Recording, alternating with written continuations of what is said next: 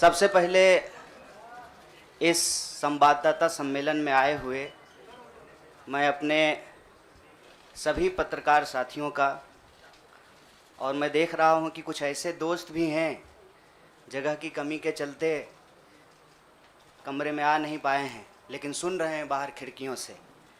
मैं आप सबका स्वागत करता हूं और मंच पर उपस्थित एआईसीसी ऑर्गेनाइजेशन के जनरल सेक्रेटरी वेणु जी, जनरल सेक्रेटरी सुरजेवाला जी, एससी डिपार्टमेंट के चेयरमैन नितिन राउत जी, बिहार के प्रभारी भक्तचरण दास जी, बिहार के अध्यक्ष मदन मोहन झा जी और कांग्रेस पार्टी के ट्रेजरर पवन बंसल जी, हमारे युवा साथी और गुजरात कांग्रेस के वर्किंग प्रेसिडेंट भाई हार्दिक पटेल जी, और हमारे आंदोलन में कदम से कदम मिलाकर हर घड़ी हमारा साथ देने वाले हमारे साथी बडगाम से निर्दलीय विधायक साथी जिग्नेश मेवानी जी, मैं आप सबका आभार व्यक्त करता हूं। और मैं अपने पत्रकार साथियों से कुछ चीज़ों को लेकर मुखातिब हूं, उससे पहले आज ये एक ऐतिहासिक दिन है। आज शहीद आजम भगत सिंह की जयंती है। लोग शहीद होते हैं, भगत सिंह शहीद आज़म हैं।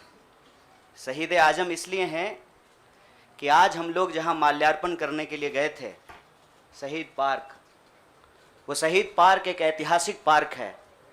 वो हिस्सा है फिरोज शाह कोटला फोर्ट का, जहां पर चंद्रशेखर आज़ाद जी की अध्यक्षता में हिंदुस्तान रिपब्लिकन आर्मी की गुप्त मीटिंग हो रही थी।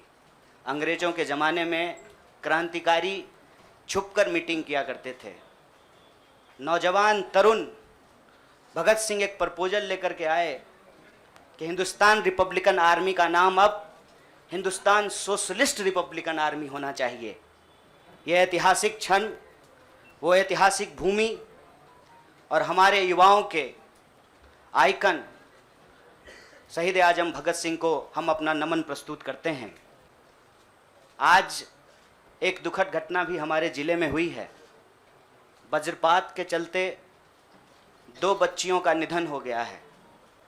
मैं इस मंच से उनके प्रति शोक व्यक्त करता हूं और उनके परिवार के प्रति अपनी संवेदना व्यक्त करता हूं। दोस्तों, मुझे लगता है कि बहुत कुछ कहने की ज़रूरत नहीं है। आजकल सूचना क्रांति के इस दौर में हमसे ज़्यादा मालूम हमारे पत्रकार साथियों को होता है। तो बेहतर ये होगा कि आप सवाल पूछें, मैं आपका जवाब दूं। लेकिन आप सवाल कहाँ से पूछेंगे और आपके मन में कौन से सवाल चल रहे हैं, इसका थोड़ा सा अंदेशा है, मुझे थोड़ा अंदाज़ा भी है। सबसे पहले मैं आपको बधाई देना चाहता हूं कि आपने पत्रकारिता की उस मिसाल को जिंदा रखा है कि कम से कम विपक्ष से तो सवाल करते हैं ना, ताकि इस देश को याद रहे कि पत्रकारों का काम है सवाल पूछना। तो मैं आपके हर सवाल का जवाब दूंगा। जितना सवाल आप पूछना चाहते हैं पूछिएगा, बारी बारी से पूछिएगा, सारे सवालों का जवाब दूंगा।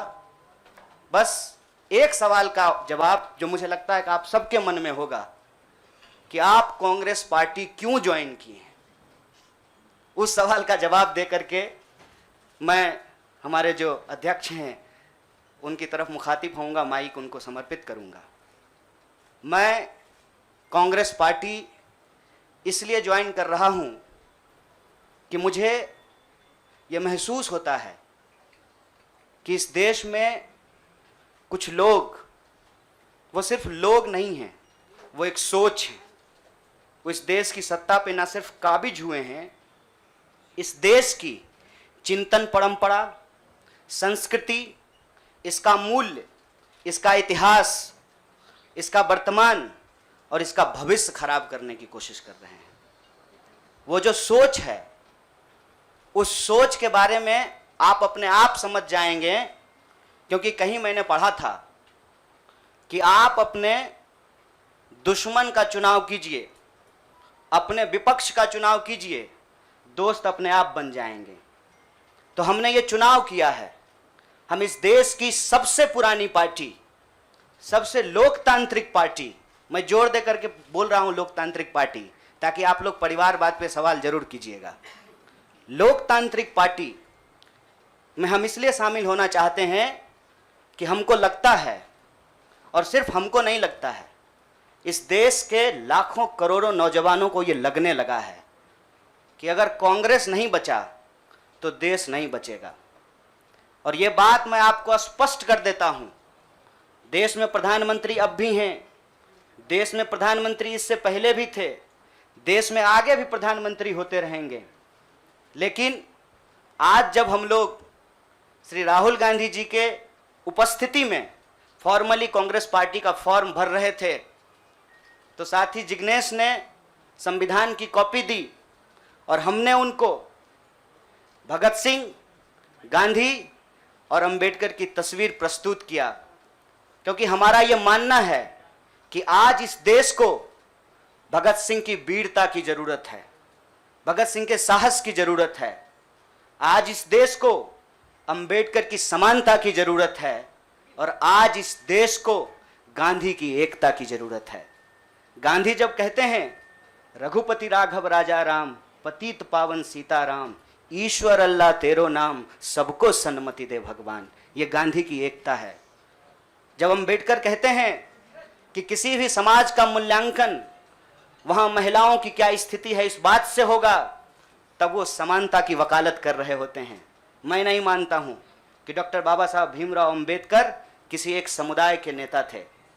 कांग्रेस पार्टी ने, संविधान सभा ने डॉक्टर बाबा साहब भीमराव अंबेडकर को संविधान बनाने की जिम्मेवारी दी, और उस संविधान के प्रियम्बल में यह लिखा है, हम भारत के लोग भारत को एक प्रभुत्व संपन्न समाजवादी धर्मनिरपेक्ष लोकतांत्रिक गणराज्य बनाने के लिए, इसमें समानता न्याय के मूल्य निहित हैं। और जब भगत सिंह कहते हैं कि आप व्यक्ति को कुचल सकते हैं, विचारों को नहीं, आप बम और पिस्तौल से कभी इनकलाब नहीं ला सकते हैं, उस साहस की जरूरत है हमको। मुझे नहीं लगता है, मेरे बहुत सारे राजनीतिक दोस्तों को यह लगता है, मुझे लगता है कि यह देश 47 से पहले वाली स्थिति में चली गई है। लेकिन जिनको लड़ना है उनके पॉलिटिकल इमेजिनेशन में आज भी हर कोई अपना अपना शोरूम बचाने के चक्कर में है। रे भाई, मॉल में आग लग गया है, दुकान बचाओगे? बस्ती में जब आग लग जाती है ना, बेडरूम की चिंता नहीं करनी चाहिए। आज हम इस मुहाने पे खड़े हैं कि इस देश के भीतर भारतीय होने की जो पहचान है, जिसमें बुद्ध निहित हैं, जिसमें कबीर निहित हैं, जिसमें नानक निहित हैं, जिसमें हर बार हर दौर में सत्ता से सवाल पूछने का साहस होता है, उस भारतीय चिंतन परंपरा को बचाने की जरूरत है। इसीलिए हम कांग्रेस पार्टी में शामिल हुए हैं कि कांग्रेस पार्टी वो पार्टी है जो गांधी की विरासत को लेकर के आगे चलेगा। कांग्रेस पार्टी वो पार्टी है जो सरोजनी नायडू के विचारों को लेकर के चलेगा। कांग्रेस पार्टी वो पार्टी है जो अंबेडकर, नेहरू, अशफाक उल्लाह खान, शहीद आजम भगत सिंह और मौलाना अबुल कलाम आज़ाद के रास्तों पे चलेगा। हम जब भी समानता और बराबरी की बात करते हैं, यह कुछ व्यक्तियों तक सीमित नहीं है, यह भारतीय होने का इतिहास है। और इस भारतीय होने के इतिहास को अपने आप में यदि कोई समेटे हुए है तो देश की सबसे पुरानी पार्टी है। और जो लोग कह रहे हैं विपक्ष कमजोर हो गया है, यह सिर्फ विपक्ष के लिए चिंता की बात नहीं है। यह मैं नहीं कह रहा हूं, कोई शास्त्र, कोई किताब उठा करके देख लीजिए। जब विपक्ष कमजोर हो जाता है, सत्ता तानाशाही रुख अख्तियार कर लेती है। इसीलिए देश की सबसे बड़ी विपक्षी पार्टी, मैं कोई गुनागणित नहीं कर रहा हूं, लेकिन मुझे यह बात सीधे तौर पे समझ में आ रही है कि देश के लोकसभा में 545 सीट हैं, 200 लगभग सीट ऐसे हैं जहां भाजपा के सामने कांग्रेस के अलावे कोई विकल्प नहीं है। मैं ये नहीं कह रहा हूं कि मेरी जिम्मेवारी सिर्फ एक पार्टी के लिए है, लेकिन जो पार्टी सबसे बड़ी पार्टी है, सबसे बड़ी विपक्षी पार्टी है, उस पार्टी को अगर नहीं बचाया गया, अगर बड़े जहाज को नहीं बचाया गया, छोटी छोटी कश्तियां भी नहीं बचेगी। इसीलिए, और मैं जब यहां बैठा हुआ हूं, मेरे इतिहास को, मेरे वर्तमान को लोग देख रहे हैं। बहुत सारे सवाल हैं, वो आएंगे, उनका जवाब मैं दूंगा। लेकिन यह जो ऐतिहासिक जिम्मेवारी है, उस जिम्मेवारी से मैं अपना मुंह नहीं मोड़ सकता हूं।